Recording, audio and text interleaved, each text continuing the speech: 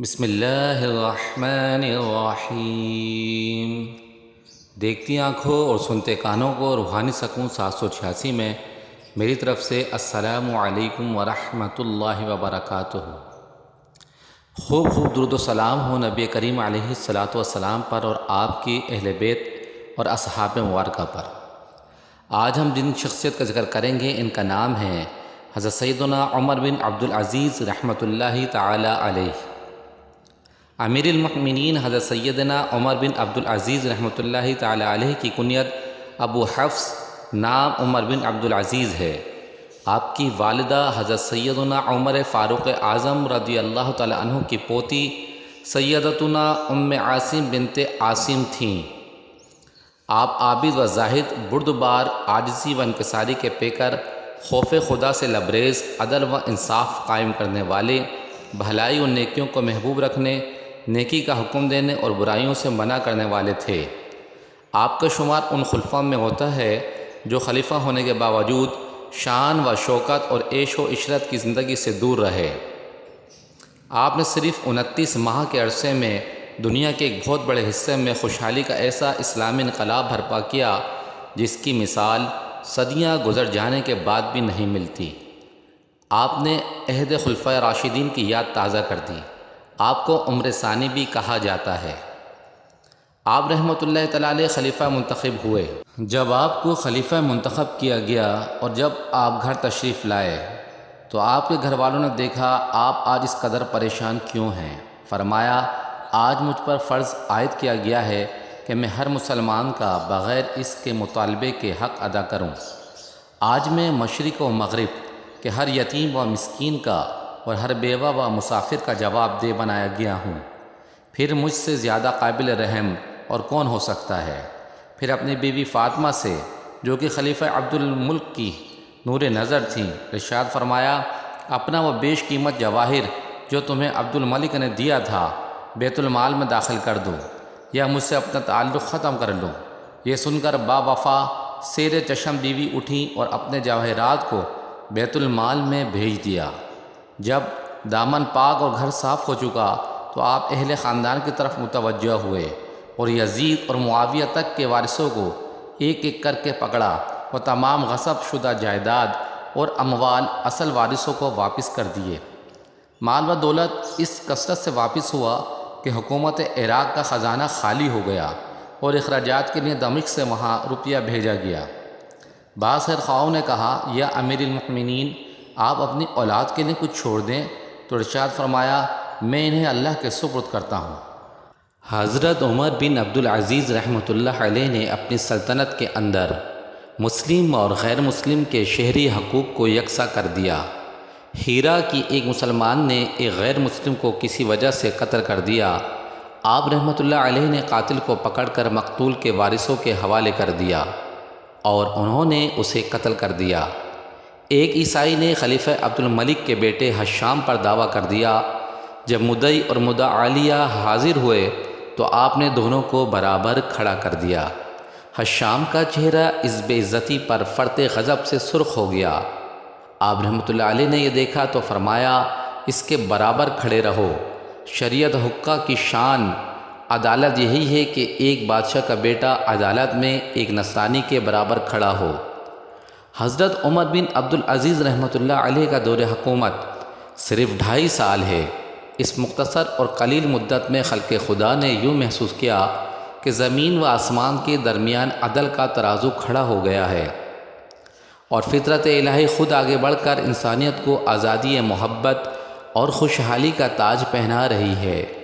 لوگ ہاتھوں میں خیرات لیے پھرتے تھے مگر کوئی محتاج نہیں ملتا تھا کہ یہاں کوئی حاجت مند باقی نہیں رہا اور عطیات کو واپس کر دیتے تھے۔ عدی بن ارطاد والی فارس نے آپ کو لکھا کہ یہاں خوشحالی اس قدر بڑھ گئی ہے کہ عام لوگوں کے کبر و غرور میں مبتلا ہو جانے کا خطرہ ہو گیا ہے۔ آپ نے جواب بھیجا، لوگوں کو خدا کا شکر ادا کرنے کی تعلیم دینا شروع کر دو۔ ایک طرف لاکھوں اور کروڑوں لوگ امن و مسرت اور راحت و شادمانی کے شادیانے بجا رہے تھے تو دوسری طرف وہ وجود مقدس جس کی وجہ سے یہ سب کچھ ہوا تھا روز بروز لاغر و ضعیف و نزار کمزور ہوتا چلا جا رہا تھا۔ اسے دین کا چین میسر نہیں تھا، اسے رات کی نیند نصیب نہ تھی۔ جب حضرت عمر بن عبدالعزیز رحمۃ اللہ علیہ مدینہ کے گورنر بنائے گئے تو اس وقت ان کا ذاتی ساز و سامان اس قدر وسیع اور عظیم تھا کہ صرف اس سے پورے 30 اونٹ لاد کر مدینہ منورہ بھیجے گئے۔ جسم اس قدر تر و تازہ تھا کہ ازاربند پیٹ کے پٹھوں پر غائب ہو جاتا تھا۔ لباس تنعم و عطریات کے بے حد شوقین تھے۔ نفاست پسندی کا یہ عالم تھا کہ جس کپڑے کو دوسرے لوگ آپ کے جسم پر ایک دفعہ دیکھ لیتے تھے دوبارہ نہیں دیکھتے تھے۔ خوشبو کے لیے مشک اور عنبر استعمال کرتے تھے۔ رجا بن حیات کا بیان ہے کہ ہماری سلطنت میں سب سے زیادہ خوش لباس، معطر اور خوش خرم شخص عمر بن عبدالعزیز رحمہ اللہ تھے۔ آپ جس طرف سے گزرتے تھے گلیاں اور بازار خوشبو میں نہا جاتے۔ لیکن جس دن خلیفہ اسلام بنائے گئے آپ نے ساری جاگیریں اصل مالکوں کو واپس کر دیں اور فرش، لباس، عطریات، ساز و سامان، محلات، لونڈی اور غلام، سب سواریاں سب بیچ دیں اور قیمت بیت المال میں داخل کر دی۔ آپ کے پاس صرف ایک جوڑا رہتا تھا، جب وہ میلا ہوتا اس کو دھو کر پہن لیتے تھے۔ مرض الموت میں آپ کے سالے نے اپنی بہن فاطمہ یعنی حضرت عمر بن عبدالعزیز رحمۃ اللہ علیہ کی اہلیہ سے کہا، امیر المؤمنین کی قمیض بہت میلی ہو رہی ہے، لوگ بیمار پرسی کے لیے آتے ہیں، اسے بدل دو۔ حضرت عمر بن عبدالعزیز رحمۃ اللہ علیہ کی بیوی نے یہ سنا اور خاموش ہو گئیں۔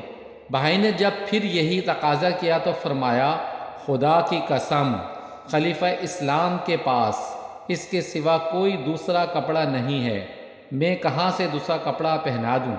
اور یہ جوڑا بھی خلیفہ وقت کے بدن پر جو تھا صحیح سالم نہ تھا، اس میں کئی پیوند لگے ہوئے تھے۔ ایک دن آپ کو انگور کھانے کی تمنا ہوئی۔ آپ نے اپنی بیوی کے پاس تشریف لائے اور فرمایا، کیا تمہارے پاس ایک درہم ہے؟ میں انگور کھانا چاہتا ہوں۔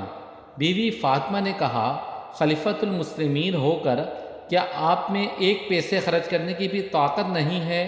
فرمایا، میرے لیے جہنم کی ہتکڑی سے زیادہ یہ آسان ہے۔ جب خلافت کی ذمہ داریوں کا پہاڑ آپ پہ ٹوٹ پڑا تو غذا اور خوراک کے علاوہ میاں بیوی کے تعلقات سے بھی علیحدگی اختیار کر لی۔ سارا دن سلطنت کی ذمہ داریاں نبھاتے اور رات کے وقت عشاء پڑھ کے تنہا مسجد میں بیٹھ جاتے اور ساری رات جاگتے، سوتے، گریہ وزاری میں بسر کر دیتے۔ بیوی سے ان کی یہ حالت دیکھی نہ جاتی۔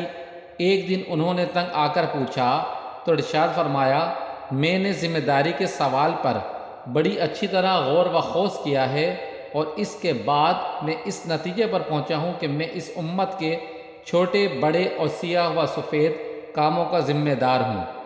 مجھ پہ یہ یقین ہو چکا ہے کہ میری سلطنت کے اندر جس قدر بھی غریب، مسکین، یتیم، مسافر اور مظلوم موجود ہیں ان سب کی ذمہ داری مجھ پر ہے۔ خدا تعالیٰ ان سب کے متعلق مجھ سے پوچھے گا۔ رسول اللہ صلی اللہ علیہ وسلم ان سب کے متعلق مجھ پہ دعویٰ کریں گے۔ اگر میں خدا اور اس کے رسول صلی اللہ علیہ وسلم کے سامنے جواب نہ دے سکا تو میرا انجام کیا ہوگا؟ جب میں ان سب باتوں کو سوچتا ہوں تو میری طاقت گم ہو جاتی ہے، دل بیٹھ جاتا ہے، آنکھوں میں آنسو بے دریغ بہنے لگتے ہیں۔ 101 ہجری میں اموی خاندان کے بعض لوگوں نے آپ کے غلام کو 1000 اشرفی دے کر آپ کو زہر دلوایا۔ آپ کو اس کا علم ہوا تو غلام کو پاس بلایا، اس سے رشوت کی اشرفیاں لے کر بیت المال میں بھجوا دیا اور فرمایا، جاؤ میں تمہیں اللہ کے لیے معاف اور آزاد کرتا ہوں۔ پھر اپنے بیٹوں کو پاس بلایا اور فرمایا، اے میرے بچوں، 2 باتوں میں سے ایک بات تمہارے باپ کے اختیار میں تھی، ایک یہ کہ تم دولت مند ہو جاؤ اور تمہارا باپ دوزخ میں جائے، دوسرا یہ کہ تمہارا باپ جنت میں داخل ہو۔ میں نے آخری بات پسند کر لی، اب میں تمہیں صرف خدا ہی کے لیے حوالے کرتا ہوں۔ ایک شخص نے کہا، حضرت کو روضہ نبوی علیہ الصلاۃ والسلام کے اندر چوتھی خالی جگہ میں دفن کیا جائے۔ یہ سن کے فرمایا خدا کی قسم میں ہر عذاب برداشت کر لوں گا مگر رسول اللہ صلی اللہ علیہ وسلم کے جسم پاک کے برابر اپنا جسم رکھواؤں، یہ جرت مجھے برداشت نہیں۔ اس کے بعد آپ نے ایک عیسائی کو بلوایا اور اس سے اپنی قبر کی زمین خریدی۔ عیسائی نے کہا میرے لیے یہ عزت کیا کم ہے کہ آپ کی ذات پاک میری زمین میں دفن ہو، میں اب عزت کی قیمت وصول نہیں کروں گا۔ فرمایا یہ نہیں ہو سکتا۔ آپ نے اصرار کر کے قیمت اسی وقت ادا کر دی۔